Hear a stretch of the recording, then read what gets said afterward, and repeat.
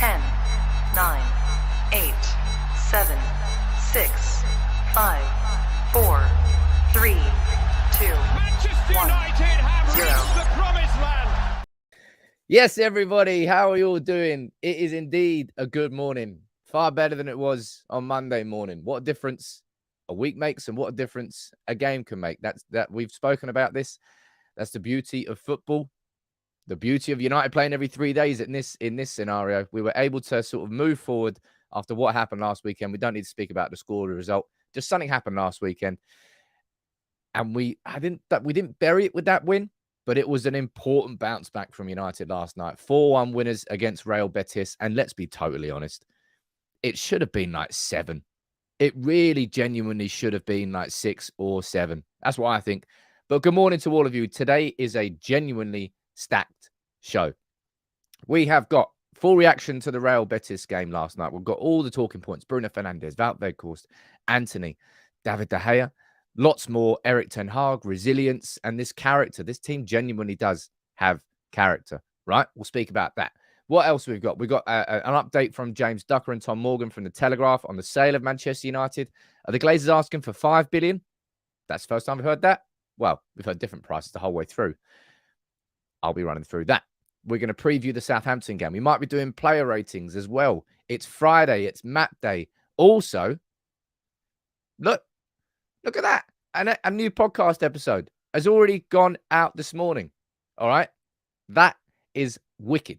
Big up to you, Callum, for helping that happen. Big up to Alex, to Matt and to Bao for joining me last night. With United playing every 3 days, it was always difficult to cover everything inside one pod a week. So here we go. Fabrizio Romano? No, not Fabrizio Romano. United People's TV. So a new podcast episode has gone out last night. If any mods, can you share the link in the description? Because I've completely nutly forgotten to. But also, if you want to follow the podcast, that QR code down there will take you to everything. So if you do want to listen to it, it's on Apple, Spotify, Amazon, all your good stuff. But let me see who's down here in the comments. And let me quickly pull this one up here. 1 second there. Wow. Geez, look at that for a start. Look at that. We've got 10 gifted memberships from... How are you doing, Potato Man? And Stu, how you doing, man? Now, this really feels stupid, but also quite funny. I have to introduce you to Gongshi. I'm not going to hit that every single time, because if I hit that every time we get gifted memberships, you're all going to hate me. But there's 10 gifted memberships there, so we're hitting the membership, the Gongshi. That's what it's called. Whoever suggested that in the Telegram community, that's absolutely hilarious. But yeah, Gongshi gets honored with the Gongshi. And thank you so much to everyone, man. 10 from I'm a Potato and 10 from Stu. Legends, both of you. But Gongshi's in the house, man. And that is an announcement and a half. There's more announcements to go, by the way. Before we get started in the full look at the game yesterday, this week was the first week we launched this, where members get to choose who goes on the mannequin. And you've all chosen. And this week, you've chosen Marcus Rashford. So I'm going to have to get a Marcus Rashford mask made this weekend. And and you're saying, Sam, spending the whole show. Exactly. If I do that, the whole show would just be hitting the gong. So I've got to try and think of the right times to use it. But Gongshi's in the house. All right. Big up to you. Gongshi, I can see you down there in the comments. It seems like you're enjoying it. There you go. It's an ode to you, my friend. And it was somebody in the Telegram who suggested that. I thought it was very funny. Anyway, so the mannequin next week is going to be Marcus Rashford. Any members that didn't realize that this is happening now, every single week, you can follow that link there. You can go on this link tree. I don't know what the actual link is. Let me try and find it. Link tr. That's it there. Let me make sure that works. Right. I'll pop the actual link down here. So that link there, the link tree, is the only link you'll ever really need now. That's got links to everything. The podcast, the YouTube channel, Twitter, TikTok, Instagram, the community, mannequin vote, and giveaways and prizes and lots of stuff. So make sure you follow that link, or just keep that link to hand. Now, something today, something a little bit special, and I don't think we'll really struggle with this, right? We're just on the edge of reaching 336,000, which is unreal. And if we can hit 336,000 there today, I will show you what the prize is for the competition that we're launching next week. And trust me, you're going to want to subscribe if you're new, because you're definitely going to want to be part of this one. So make sure, if we can hit 336,000 by the end of the stream, then we'll definitely bring that up, and I'll let you know what that prize is going to be. My God, this I shouldn't have brought the gong out. I really, really shouldn't have brought the gong out. David, you've gifted 10 memberships. My absolute Don. I need to Gungshi. Gungshi gets a special one. Just a little gong round of applause. I shouldn't have bought this. I'm already regretting it. Calvin, legend as well. All of you. Oh man, you're all making me look stupid now. But yeah, trust me, if we hit 336,000 subs, which I think we will by the end of the day, end of this stream, by the way, you are definitely going to like the announcement of the prize for this competition. Trust me. Now let's go and let's talk about that game last night.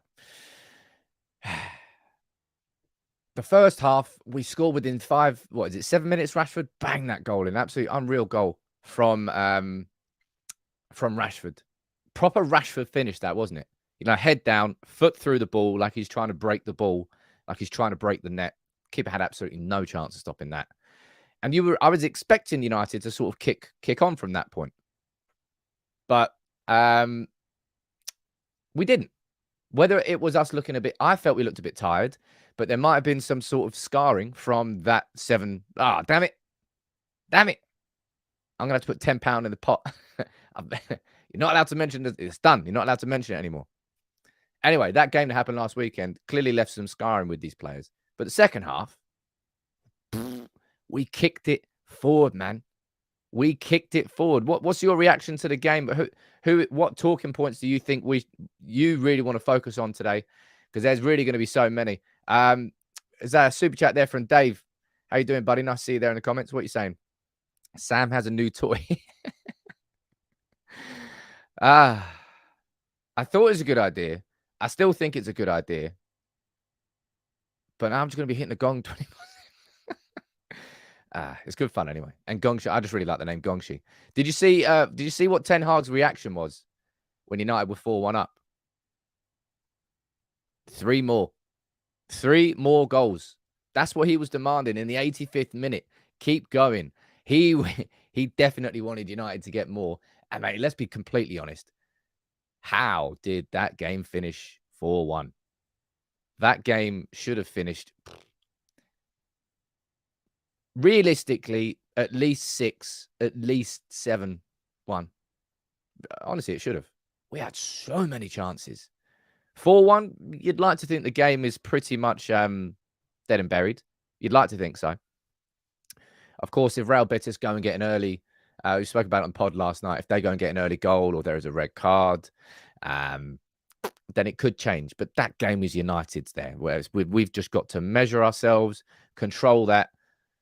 It shouldn't be a problem. And for United to do that last night after what happened at the weekend, it was necessary.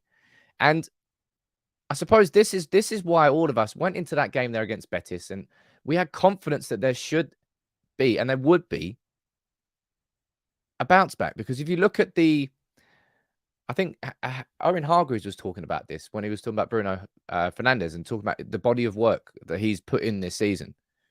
And I would say the body of work that Manchester United have been putting in this season. Look, we've got the more wins in all competitions than anybody. Then obviously we played more. But this United team, look, this is a fantastic stat. One sec. No, not that one there. That one there. Manchester United there at Old Trafford have scored 2 or more goals in 15 consecutive home games. For the 4th time in history and for the first time since October 2000. That is, I really don't want to jump on the train of saying, Old Trafford is a fortress again, because I don't want to jinx it. But Old Trafford is not the place now where Norwich and West Brom and Middlesbrough and anybody else can come to and think, oh, we can get a result. Old Trafford is now a tough place for teams to come, which is a big step in the right direction. Of course, there's still problems in this team. There's still holes in this team. And there's still progress that needs to be made. But we scored up until last weekend. We scored 2 or more goals in 12 consecutive home and away games. And last night, that's the 15th game in a row that we scored 2 or more. And we've done that without actually having a fit top-class striker. Could you imagine what happens when this team gets Kane or Osimhen in? It's a joke for everyone else. It really, really is. There's a couple of super chats there. Let me not miss these. JJ saying Wan-Bissaka changed the game for me. I'll speak about Wan-Bissaka a little bit later on. I don't actually have a picture of him. I should get a picture of him. Judy, you're saying, let's talk about the doubters. It's time to zip it. It is time to zip it. It was... Everybody wanted... every fan of every other team was desperate for that game at the weekend to be the beginning of...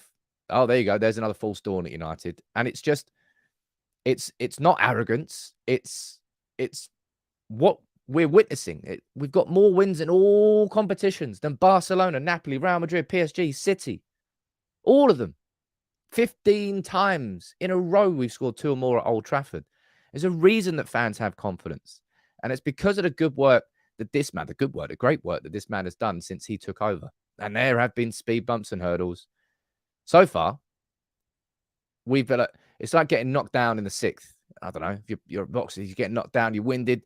But now United get back up. United haven't stayed down for a 10 count yet. We've been knocked down a few times, sure. We've not stayed down for a 10 count. I think everybody's got that confidence now that we won't stay down for that 10 count. Mo Salad, you're saying, I loved Pelistri's impact. He deserves more minutes. We'll definitely speak about Pelistri as the show goes forward. But this is what Ten Hag said after the game. Let's get some of his quotes up. Said it's always good to see how the team reacts after a setback. This is not the first time this season we can reset and bounce back. This team has character. So it is a big compliment to the team, and it's such a big compliment. Even Scholes shared that compliment. They showed a lot of character tonight. They started the game very well, had a difficult little period before halftime, but in the second half, they were fantastic. And Man United, if you isolate, obviously you can't, but if you isolate Manchester United's performances in the second halves, at Old Trafford especially, man, we're a tough team now.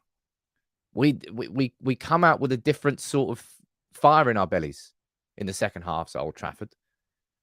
And yeah, as I said, it was 4-1, but it could have and should have been significantly more than 4-1.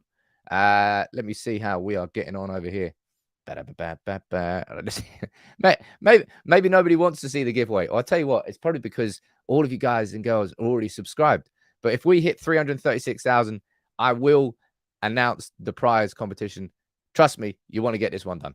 That's all I'm saying. So anybody who isn't subscribed, make sure you join the community. I've been told quite a few times that I don't really ask for people to subscribe enough. So I'm going to try and do it a little bit more. But there's one main player that I think we need to focus on in the beginning of our talking points from this game. And that's Bruno Fernandes. A man who he took the majority of the criticism after that game of the weekend was aimed towards Bruno Fernandes on an individual basis. Or wasn't it? Really had to, I mean, what is it? Chris Sutton saying he should never captain United again. Other people trying to suggest that he should never play for United again at X, Y, Z. And it was massively over. It's a huge, that is hyperbole. Over exaggeration. Yeah, man, criticize Bruno. It was a shameful performance from him at Anfield, as it was for everybody else. As captain, you need to be held to a higher standard, and he held himself to a higher standard last night. It was a fantastic response from him, and I think he should be proud of that. I'll tell you what, look at that. Jimmy and Selikas, both of you gifting 5 memberships. You're absolute dons, which of course means one thing. The Gongshi. I need to say, you know, when you do things in life, and sometimes you're like, no, I regret that. I don't know whether me getting the gong is something I'm going to live to regret. But it's good fun in the meantime anyway.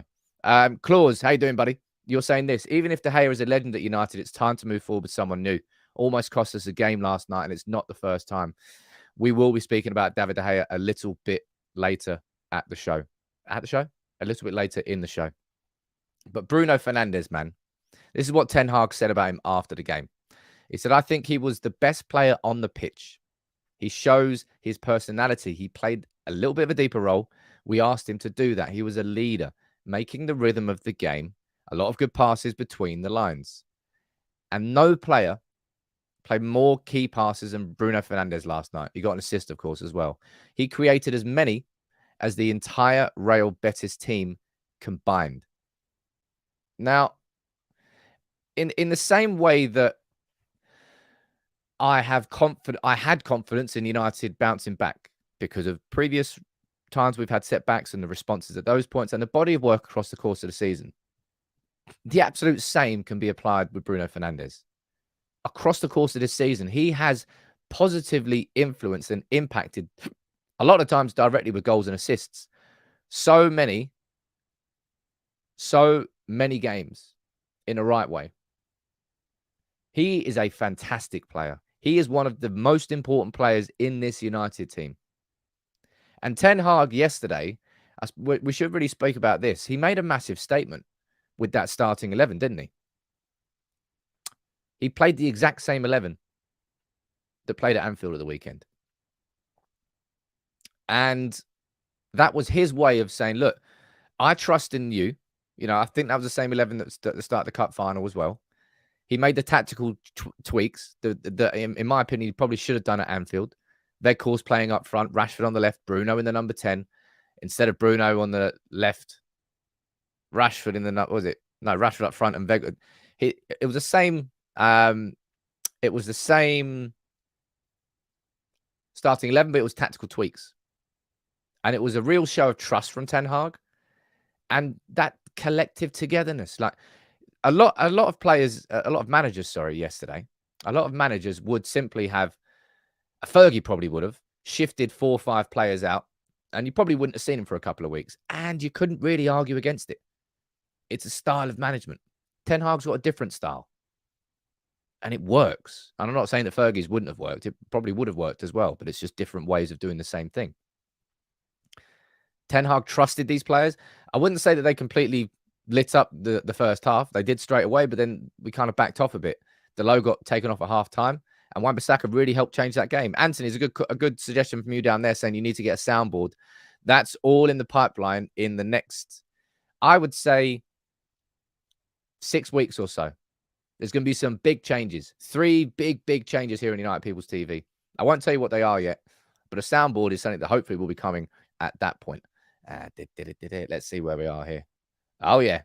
It's quite funny, actually. It's only two more people have subscribed. Maybe you won't be seeing what the giveaway is. Well, maybe I'll just show you anyway, because it is Friday, and I'm feeling pretty vibey because it is Friday after that game, after that performance last night. But can we just take a couple of minutes? Yeah, Daryl, you're asking for a couple of minutes on the Southampton game. There's only 18 minutes into the show, sir. We're running through all the game last night, and towards the end of the show, we're going to have a Southampton preview. No worries about that. But Weghorst, yesterday. Veggie. I'm hitting a gong for Weghorst scoring a goal. Because he needed that. He needed that, didn't he? That gong, I'm going to get people are going to take the piss out of me for that gong. I absolutely know it. I kind of deserve it, but it's good fun anyway. It's for the community, so yeah. But Weghorst, man. Nobody really works harder than him, but oh my word, yesterday he could have and should have got a hat trick. Josh, you're saying the gong is really annoying. Hey, look, the community's asked for it. The community gets it. Maybe we'll keep it for special occasions, but on the on the Gongshi debut, he's coming out quite a few times. Maybe we'll save him for special occasions next time. But Weghorst, as I said, probably should have had at least 2 goals yesterday, and probably 3. But that celebration from him in front of the Stretford end, like, it was not.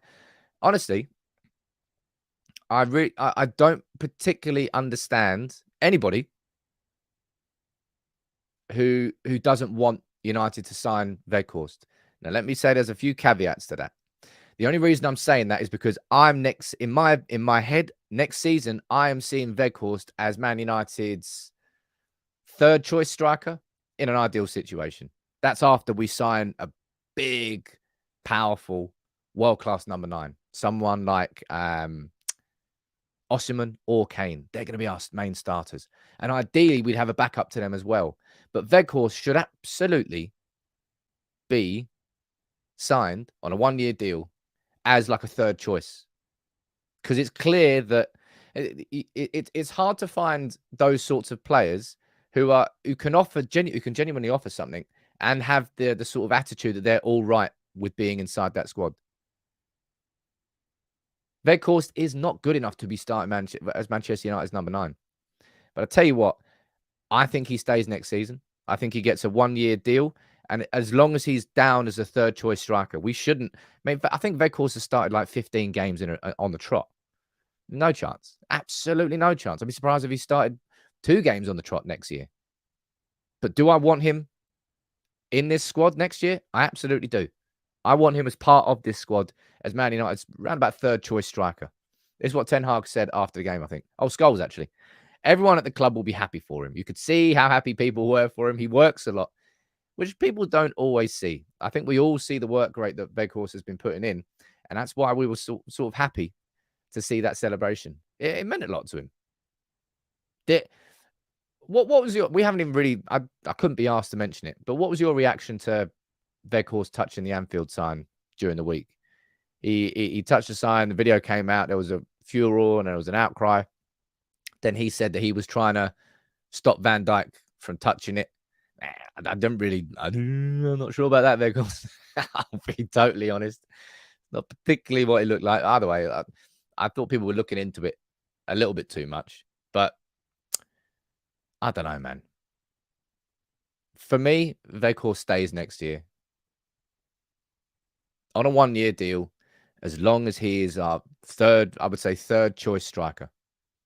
That's what I think is a good situation. The only reason that we're getting frustrated right now is because we don't have anybody else to rely on. We've got no one. Martial was still a sick note. He's returned to training this week, but he's still a sick note. Darren, let me know where you're watching from, dude. I'll try and give you a shout out if I can see that down there. Mets Gaming, what are you saying, sir? You're saying when Antony scored, check out Veg's beaming smile. He has so... look at the photo I was about to bring up next. He has so much love for what he's involved in. Something United need of as much as possible. Man, it's just... His conversion rate must be abysmal. It's like you'd struggle to find a striker who seems less convincing in front of goal than Weghorst. Yet at the same time, there's me defending him. It's weird, isn't it? And we've scored 2 or more goals in 15 consecutive games at Old Trafford, and he started the majority of them. Whether you want to admit it or not, United are a good team with him in. And he is a team player more than he is a clinical striker. Sometimes clinical strikers are selfish individuals. All they care about is goals. Ronaldo, perfect example of that. That's what made him such a great goal scorer. I'm not saying that teams were worse when peak Ronaldo was in it, but I'm saying it's a different sort of mentality. Weghorst sort of makes up for part of his shortfalls with his finishing, with his work rate, with his ethic, with his team approach. If he didn't have that and he was that bad, he would just get booted straight out of the team. Brothers Keep, that's a nice little comment. Your show is inspiring. We'd love to learn. Make sure you join the community, man. Get involved. But look, I like Weghorst. I think he stays next year. Let's see what happens. But let's speak about Antony, right? Another big talking point. Antony yesterday, I think we saw the best and the worst of Antony. This is what Erik Ten Hag, I believe, said about him after the game. He said in the first half, he could do better. Make more actions, be more brave, go more behind, take the players on. More movement, use his speed. The second half performance was much better. Made a great goal and an important goal. So what we'll say at that point there, because I think there's been questions around this, around whether or not Antony's... the way that Antony plays, is that coming from instructions from the manager to sort of slow it down, to turn back in? It's absolutely not. Ten Hag is calling on him to be braver, take players on. I'm not sure if you saw it in that game. There was one point where he actually went round the outside of the Real Betis play, and I think he's done it. He does have that acceleration of pace, but then he's on his right foot, he cuts back, he does the same thing. But if you're a one-trick pony and your one trick is banging in absolute worldies from the edge of the box with your left foot into the top corner. Well, that's not a bad trick to do. I'm not saying he's the second coming of Iron Robin, but this, we're talking about the best and the worst of Antony yesterday. You can't not mention that. That deserves to go a little bit more full screen because it's staggering that Antony didn't cross that there. Squared it to, what was it, Fred, Weghorst, or Rashford, all three of them. I mean, that is a goal all day long. But I think Alex mentioned it on the pod. If you're looking at the ball position there, it would have been difficult for him to cut that back in with his left foot. And he doesn't really have that right. He doesn't have the confidence of that right foot. So he went for a difficult chip. If it goes in, nobody questions anything. If you're going to be greedy in that sense, you have to score because that is a goal.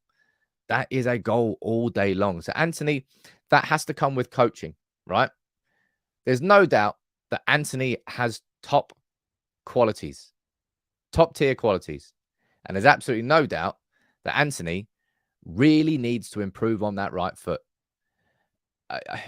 The fact of the matter is, I don't think you can be, correct me if I'm wrong here, but I don't really think you can be an absolute top level player in the Premier League anymore with just one foot. Not literally one foot. But Antony is an extremely one-footed player. You need to have that versatility. Glenn, you put a comment down there, which I agree with. Like, he's 22, man. There's lots of room for improvement there with Antony. This has to come from a coaching perspective. It's kind of drilled into youngsters a lot of the time now about using both feet. And this is exactly why. Because you never know what situation, scenario you're going to find yourself on the pitch. Ten Hag needs to help him develop that part of his game. All right? In terms of being braver, taking players on, yeah, that all needs to develop as well.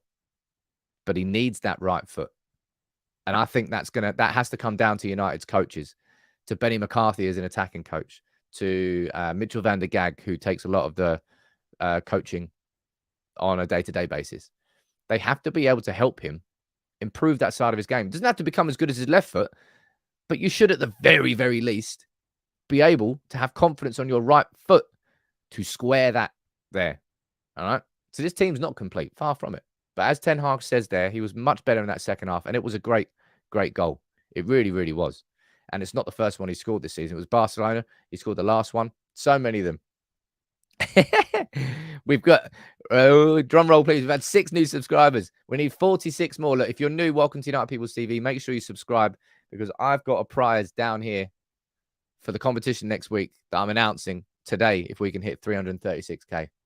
It feels like I'm begging a little bit. I don't mean to be begging, but trust me, you'll enjoy when I show you the prize. Quite a lot of you here are talking about this lad, and absolutely, we are talking about this lad. I'm trying to think off the top of my head. Facundo Pellistri has had cameos, I think, against Leeds, maybe Nottingham Forest as well. His chances have been his chances have been limited, I think it's fair to say. But he came off the bench last night. Like Bruno didn't pass him that corner. He just booted it at him. He's like, what? I've been on the pitch for like 14 seconds. And when he touched it and turned around, I was like, oh, that's it. Chance gone. Wow. What a lovely run that was from Facundo Pellistri. What's your opinion of him? Because I think in the cameo appearances he's shown, real direct quality. You know how Garnacho's got that sort of direct aspect on the left-hand side? Pellistri's got that same vibe on the right-hand side. I'm not saying that he's on the level of Garnacho because I don't think he is right now. But in terms of directness, Pellistri offers that on the right-hand side more so than Antony does at this particular moment in time. Innes, how you doing, buddy? Shout out to you, my friend. Want to make sure that I haven't missed anything over here. Oh, no, not yet. Not yet. Good. 1 second there. Darren, I think you've joined as a member as well. Let me see where you're watching from, man. Ben, you're saying, look, it was unbelievable in the time he was on the pitch. Stu, you're saying he's had limited chances, but he's always had an impact. He definitely deserves more game time. Carl, you're saying if he keeps playing like that, he will get opportunities. Bob, you're saying you would start him next week. Look, whatever it is, man, it's United have got... I know we've talked about weaknesses in this squad, and I will. There's some big conversations we'll have in the remainder of the show. But we have options on the wings, don't we? On the right-hand side, we've got Antony and Pellistri, and you can throw Sancho over there if you want as well. On the left-hand side, we've got Rashford, we've got Garnacho, and you can put Sancho there too. Got real quality. And it feels like a lot of United's creative spark is coming from our width, isn't it? Under Ten Hag. Back in the day under Fergie, it was all about Giggs and Beckham and Ronaldo and Nani and all the amazing wingers we had. It's different. We're not just firing crosses in, but so much of our threat is coming from our wide players.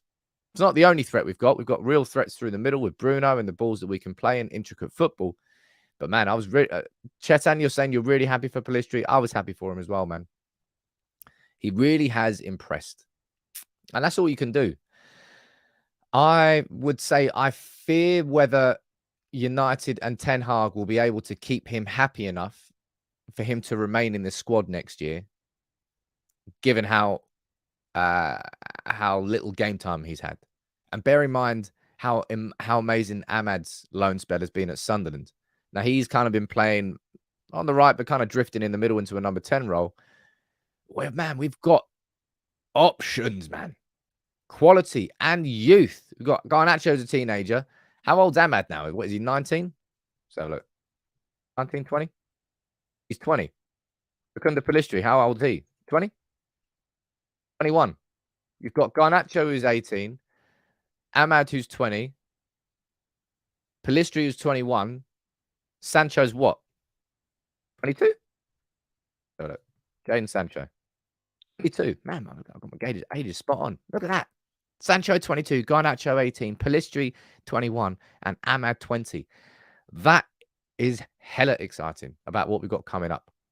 Really, really is. I don't really particularly know how we keep all of these players. Antony's 22 as well. It's good, but I don't know how you keep all those players happy. That's up to Erik Ten Hag and his management. And how he manages that, I don't quite know. But Pellistri, man, you could argue that he's earned a start now, haven't you? You could really argue that he's earned a start because he's certainly impressing with all these cameos that he keeps putting in. Fantastic from the lad. Now, not to take this... well, I suppose it is taking this conversation somewhere else.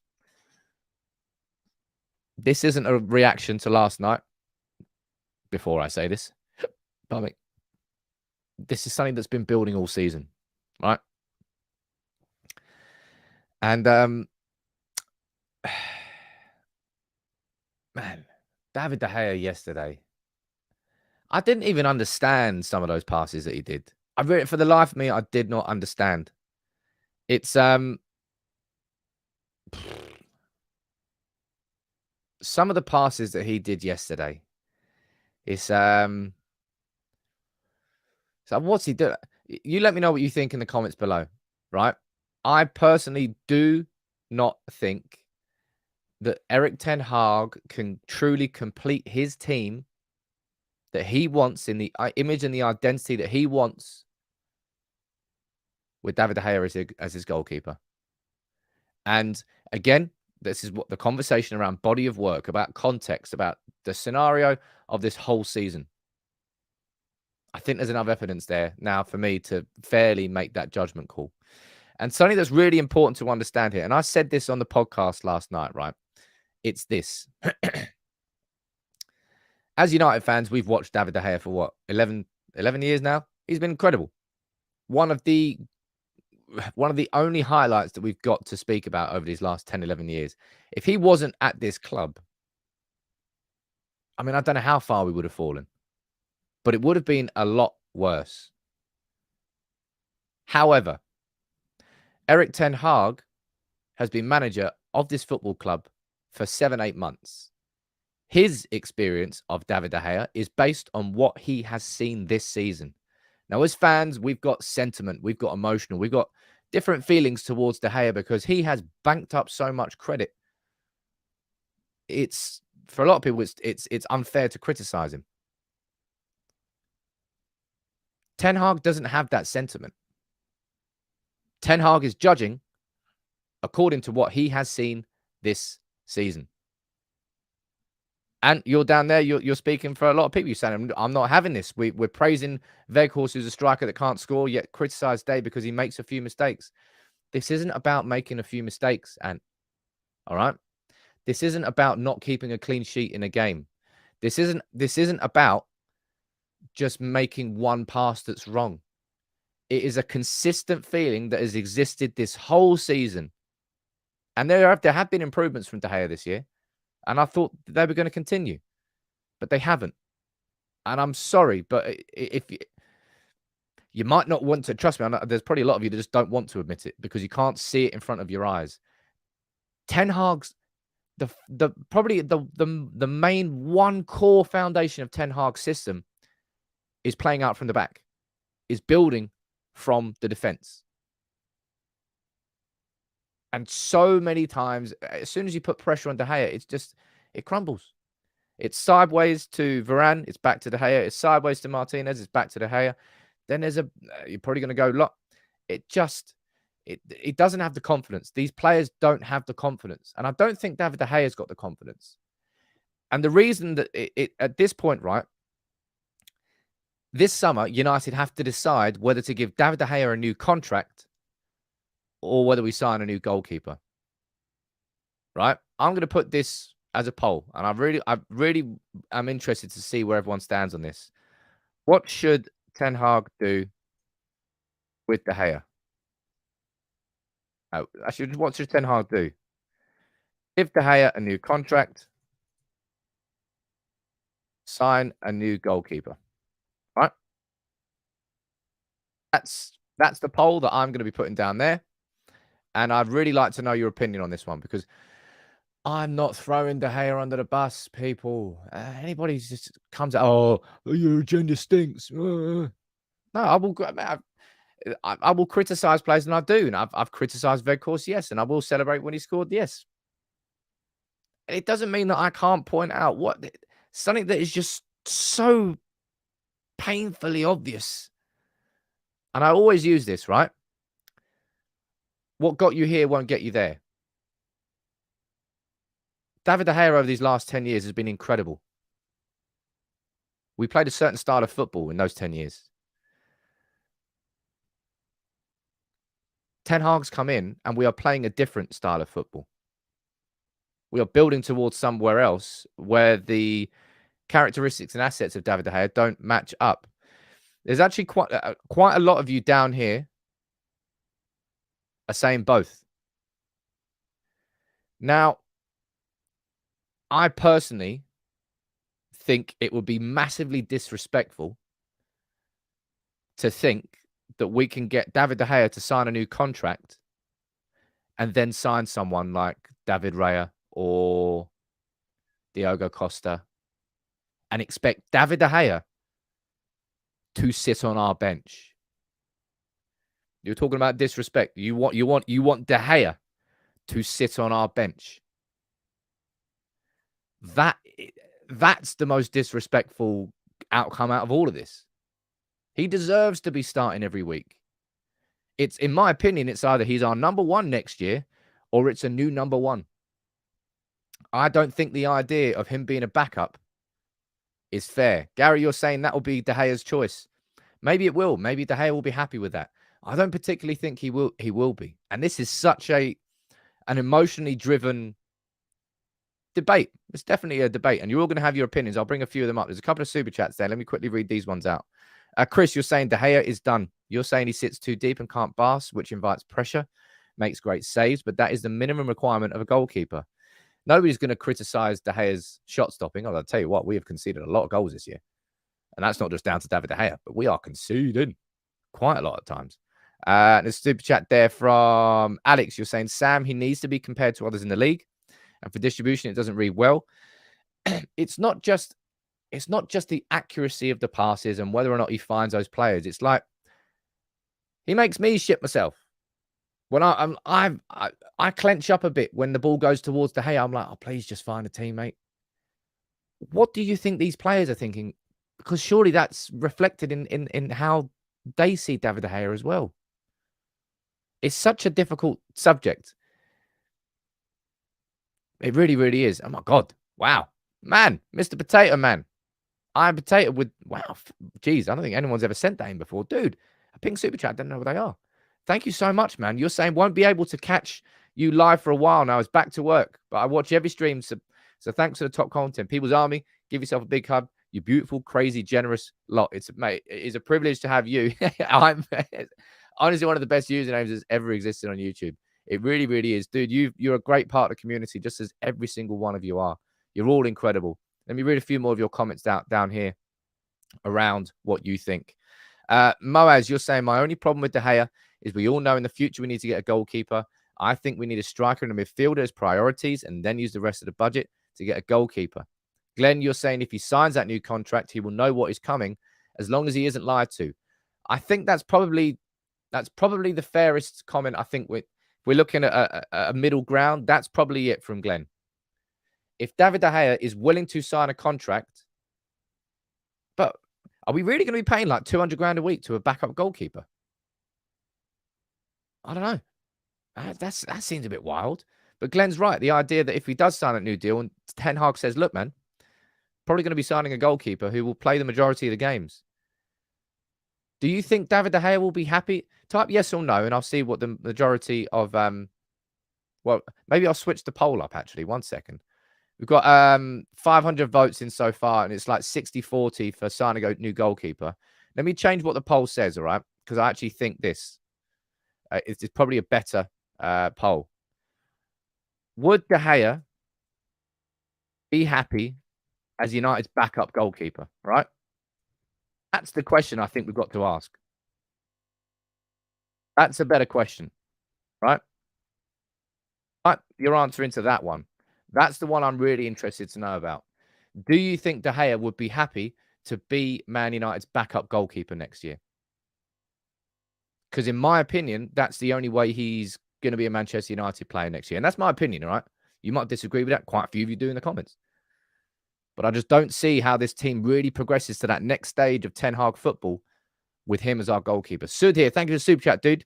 You're saying, I can't believe how bad Antony is. 9 out of 10 times the ball goes to him, there's no progressive pass. He always passes back. Even when we're in our own half, he kills all the counter momentum. What's your opinion of him? My opinion of him certainly isn't, I can't believe how bad Antony is. My opinion of him is he needs to have the confidence to just drive it forward, man, because you're good enough to do it. Go on the outside of players. You've got that turn of pace. You've got that sleight of movement. You've got great movement, quick shimmies, good touches. I would never say, I can't believe how bad Antony is. And he's banging in goals. And that's what they say is the hardest thing to do in football, right? Well, obviously, it's not the hardest thing to do for Antony. He needs to have the confidence to drive at players because he can be getting past players far more. Jibak, you're saying Erik Ten Hag replaced Onana with a 38-year-old passer at Ajax because he's better at playing over Stecklenburg. He will take hard goals if needed all day long. And that's the big thing that Ten Hag has that we don't. He has that lack of sentiment. He's only known De Gea for what, 7-8 months? The only thing that Ten Hag is judging De Gea on is what he's seen this season. He's not going back and looking at what happened when we finished second under Mourinho and watching how good De Gea was. It doesn't matter to him. What matters to Ten Hag is what he has seen with his own eyes. And what he's seen with his own eyes quite a lot this season is De Gea is really struggling with this system and becoming that goalkeeper that I think Ten Hag wants him to be, that goalkeeper. But the longer this season goes on, the more, in my opinion, it seems less likely that's going to happen. Fun case, what you're saying, sir. When you think about the perfect keeper for our system, you think Edison, De Gea doesn't compare with feet. So I thank you, but it's time to move on. I'm going to go down to that poll because I think the poll I've put up there is really the most important thing. That Jonathan, you're saying, look, yes, but who? Get a keeper who is brilliant with his feet but makes regular mistakes. Of course, there's going to be pros and cons to all of them, right? And I'm not saying that a perfect goalkeeper exists, but in terms of this United team still does not control the game enough. Eriksen being injured, that's really not helped us. But even with Eriksen, United do not control games enough. And you know why that happens? It's because we have to move the ball too quickly between our goalkeeper and our attackers because we are just not capable of zipping it around. You watch City all day long. They could have the ball for 15 minutes and they would not care a jot. It's the way that modern football has gone. It's the way that Ten Hag's system is built. And I don't think David de Gea fits that. Again, it's a personal opinion. And I'm not throwing him under the bus and saying, oh, sorry, just boot him out. I'm not saying that at all. But I don't personally think that De Gea will be happy being our second choice goalkeeper. Let me see what you're saying down here. So 500 votes so far. 66% of you do not think that David de Gea will be happy as our backup goalkeeper. And I personally tend to agree with you. And it's at that point there where I think that's where the decision is. The decision is whether or not De Gea should be our number one goalkeeper next year. And if Ten Hag's making that decision, I don't think he does. I don't think he wants him there. No, it's not he doesn't want him there. It's just that he needs more from his goalkeeper in this system. Ray, how you doing, buddy? You're saying this is why I believe in Ten Hag. Even if we lose, we bounce back after games. Yeah, man. We've done it so many times this season. We've done it more. Going to read a few more of your comments down here. Robert Taylor, David de Gea doesn't fit anymore, just like Maguire. Yeah, Maguire's going to go somewhere and be a very good centre-back. Of that, I have no doubt. But it won't be at Manchester United. Mark, you're saying we could get Pickford. Quite a few people are mentioning Pickford. That's not a goalkeeper that I would personally like. I want to have some sort of confidence in my goalkeeper. Pickford, nah. And how many points does De Gea save versus he cost us? I don't know. I have absolutely no idea, but it's besides the point. I'm not talking about goalkeepers that come in and the points saved versus points lost. I'm talking about the style and the foundations of this Ten Hag system. De Gea doesn't fit. And I know if you don't want to admit it, that's fair enough. But the body of evidence is staring you in front of the face. Staring you right in the face.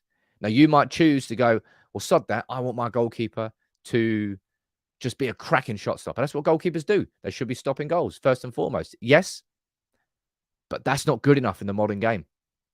That was good enough a few years ago. That's not good enough anymore. All right? It's developed. A fullback a few years ago, if they were great at tackling, that was good enough. It's now not good enough. To be a good modern-day fullback, you have to be able to bomb forward and get crosses in at the same time. The game has developed. The requirements of players have developed. And the requirement of goalkeeper has developed. Wow, that has been a big old debate there we're having about David de Gea. And I'm not surprised. I'm really not surprised. Going back to the poll, we've got 560 votes and 66% of you do not think that he will be happy as a backup goalkeeper. I don't think he would be. I think I'm going to be very interested to see how Ten Hag handles this. I really, really am. Right, let's see if we've hit the magic 336. Where is it? What are we on now? I don't think we're going I think it's just because so many of you every single day, that's what makes this community so wicked. There aren't really that many new subscribers because everybody tunes in every single day. But I think I might announce it anyway. But let's try and I only need 37 more. If you're new and you're watching, subscribe because I've got a giveaway right down there that you definitely want to see. So if we can get it before the end of the show, I'll announce it. Oh, that's annoying. Where's that gone? It was a really important talking point about the sale of Manchester United I wanted to discuss. And this whole page has updated. Right. We don't need that anymore then. We can move on from that. I'm going to go down there and read a few more of your comments out there. And last point from you, Ant, because clearly you're very vocal on this and you're clearly very supportive of De Gea. You're saying if money was no object, really, no, but sure replace De Gea, but it isn't. So priorities. My personal choice of a priority: striker number 1, a new goalkeeper number 2. That's my personal scale of where United's priorities are. They're the two biggest weaknesses we've got in this current squad: is a number 9 and playing out from the back. Both of those two things. Yes, we need more midfielders. I absolutely agree on that too. But in terms of priorities, I'm going striker, then goalkeeper. That's a personal choice. I don't think everyone's going to agree with that. United Pod, can everyone sub? I want to see the prize. I'll bring it out in a second, man. United Forever. This is I don't know who my ideal keeper would be. David Raya is somebody I've been watching. I'll be impressed. Diogo Costa was impressive, but let's be honest, he had a bit of a poopy stinker at the World Cup, didn't he? Ross, you're saying centre forward, then goalkeeper and central midfielder and explosive left back. We need 2 number 9s. Hey, look, what I don't really particularly think whether or not we get new owners in changes the priorities this summer. Not really. But I tell you what, I'm feeling more than generous. So I'm going to show you what the prize is now. Oh, look at that. We're 30 short, but sod that. You've been asking for big old prizes and big giveaways, right? Let me move this. Because this one physically is actually big. Now, this is going to be the prize for the competition that is launched on Monday, which, by the way, is my birthday. Big up me. You're going to like this.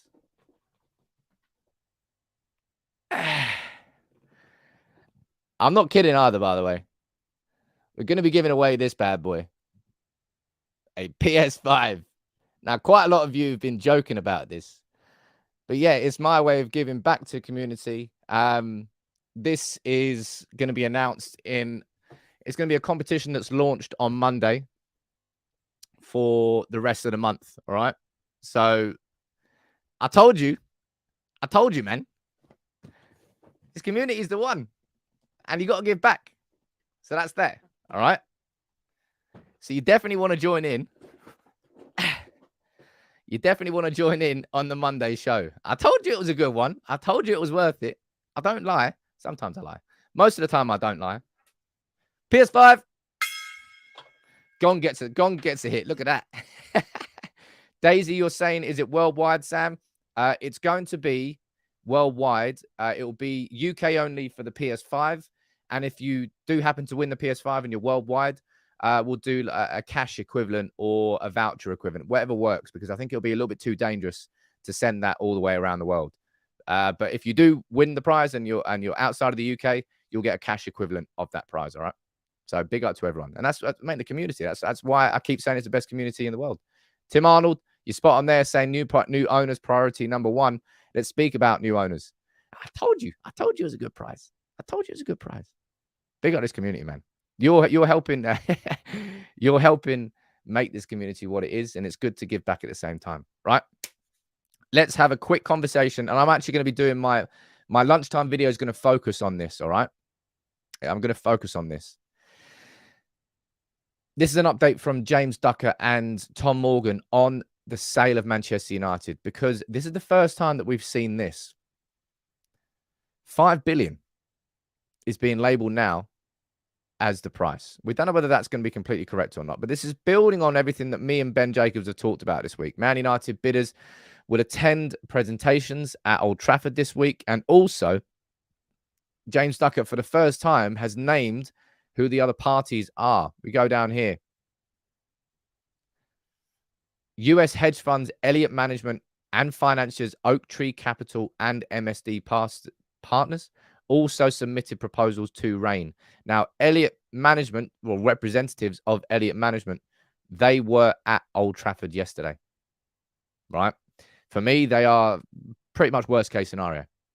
Pretty much worst case scenario is them somehow giving money to the Glazers and then them staying and not having to pay for the infrastructure investment. It's crazy. It's crazy. Dave, you're saying, Sam, you didn't read my super chat concerning the prize. Oh, God. I was too busy holding the prize. Where is it? I can't see it up here. No, there. If you sent, did you show you sure you sent it in, Dave? No. If you did, it's not come up here for me. Sorry about that. Carl. I mean, it's normally you're stealing Orr's jokes there. You're stealing Orr's jokes. Fred, you're asking what lorry did that fall off? Didn't fall off any lorry. I got my boy Vin Diesel, rented a couple of cars, and we hustled the back of the lorry. I've actually got 64 of these to give away. I didn't. Ricky, you're saying, did I miss you talking about Wan-Bissaka? We spoke. Actually, I didn't really speak about Wan-Bissaka in any great depth. Wan-Bissaka, fantastic yesterday. Wan-Bissaka's our first choice right back. Game, set, match. It's done now. Right? It's absolutely done. Oh, man, Alex, yeah, you thank you very much for reminding me. I nearly forgot that it's Friday, which of course means it's map day. Last couple of minutes of the show, let me know where you're watching from, the town and the country, and we'll get you added onto the map. What's the last points that we've had it onto the map this time? We've got Cali in Colombia. We've got Vakau, Phoenix Town in Mauritius. We've got Kanazawa in Japan. I'm going for a Japanese tonight. Konnichiwa. Aleppo in Syria. Barbados. We've got Montevideo in Uruguay. All the way around the world. Let's see where everyone's watching from. We've got... Who have we got down here? I'll try and get some different places that haven't already gone on there. I don't think we've got that on there. Let's have a look. I'm Steezy.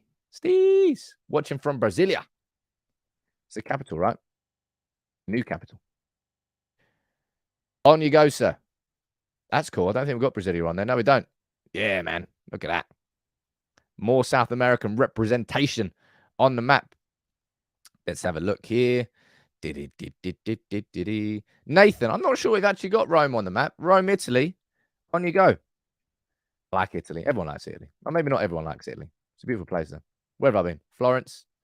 I've been other places there. I can't actually remember. Oh, well. Great story, Sam. Thank you very much. What else have we got down here? My God. So many. Honestly, this is always one of my favorite parts of the week. I'm pretty sure we've got Malaysia on the map, but let's get it on anyway. Maybe we've got a little bit of a duplicate. But Penang in Malaysia, on you come. Thank you very much, Rofi. Not Roofy. That's a different thing altogether. Let's go for one more. Daniel watching from Ebeltoft in Denmark. Ebeltoft in Denmark. There we go. Look at that. So look at that. That's what I mean about this community all around the world. The 4 points for today are in Denmark, Malaysia, Italy, and Brazil. That is a worldwide community and a great community that you are. And that's why this thing is huge. Why'd they make it so big? Weighs a ton. A PS5, baby. On Monday, you definitely want to tune into the live show because I'll announce the competition for that. That's going to be a good one. What a show. What a week. We've had the gong. The gong made its debut. I need to figure out a way that we don't just end up spanking the gong. I shouldn't have said that. Certain things you regret. That's another thing that I'm going to be regretting. But big up to all of you who tune in every single day. It's my birthday on Monday. That's a crack. It's going to be a good show on Monday. Going out for a little Japanese tonight. Hopefully United win on Sunday. I've completely forgotten to actually preview the game. My word.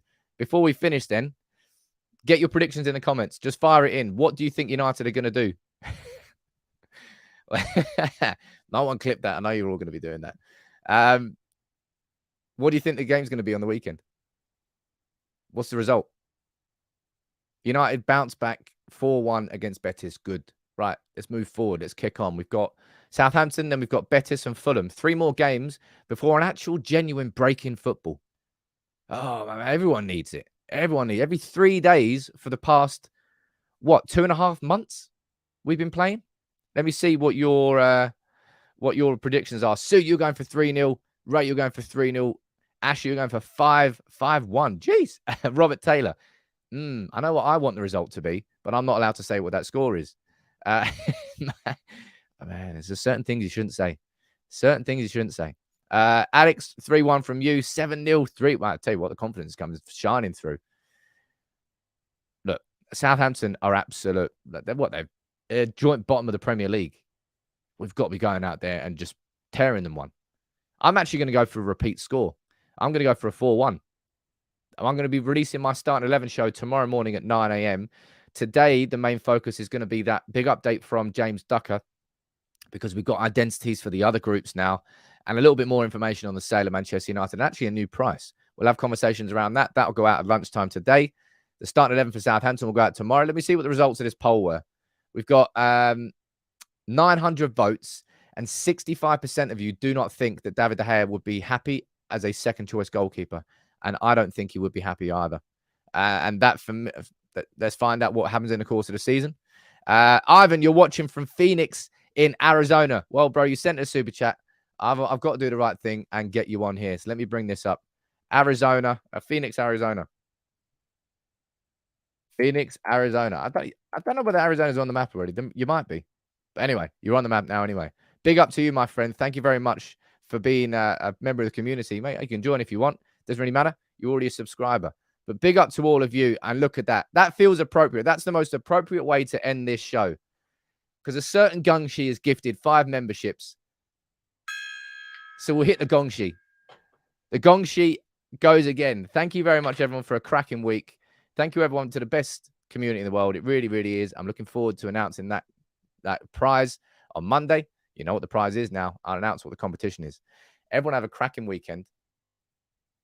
Much love. And it's better when United win. Just is.